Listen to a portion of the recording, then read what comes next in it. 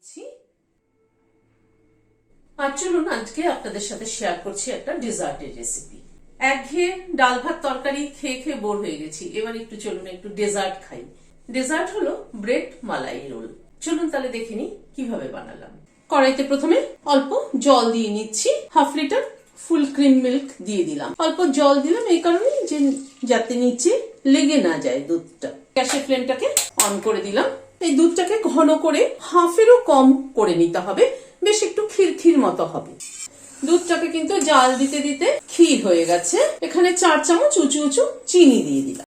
চিনিটা গলে যাওয়ার পরে আর একটু জাল দিয়ে নিতে হবে, মিনিট 2 মতো আরো জাল দিয়ে নিলাম। এবার গ্যাসের ফ্লেমটাকে বন্ধ করে দিয়ে এটাকে একটা বাটিতে তুলে নিচ্ছি। একটা স্টাফিং তৈরি করে নিচ্ছি। এখানে 100 গ্রাম খোয়া নিলাম, 20 গ্রাম ডেসিকেটেড কোকোনাট নিলাম, খানিকটা আমন্ড আর কাজু চপ করে নিয়েছি, কনডেন্স মিল্ক নিয়েছি 2 টেবিল চামচ, 4-5টা এলাচ গুঁড়ো করে নিয়েছি। সবকিছুকে দিয়ে মেখে নিচ্ছি ভালো করে। কনডেন্স মিল্কের পরিমাণ যদি একটু কম মনে হয় তাহলে আরেকটু দিতে পারে, কিন্তু আমি এখানে কনডেন্স মিল্ক দিচ্ছি না, আর আমি একটু সামান্য পরিমাণে একটু দুধ অ্যাড করছি। জাস্ট বাইন্ডিং এর জন্য যেটুকু দরকার সেটুকু দুধই ব্যবহার করছি। মাখা হয়ে গেল। এবার এখান থেকে খানিকটা করে মন্ড তুলে নিয়ে এরকম করে তৈরি করে নিচ্ছি। এখানে কয়েক পিস পাউরুটি নিলাম, পাউরুটিটা ধারগুলোকে কেটে নিচ্ছি। পাউরুটির ধারগুলোকে কেটে নিলাম। এবার একটা পাউরুটি নিয়ে এখানে জল নিয়েছি প্লেটে, জলের মধ্যে ডুবিয়ে নিচ্ছি। ডুবিয়ে একদম চিপে জলটা এক্সেস জলটা ফেলে দিচ্ছি। তারপরে একটা স্টাফিং ভেতরে দিয়ে দিলাম, দিয়ে এটাকে উল্টে দিচ্ছি, দিয়ে একটু চেপে দিচ্ছি।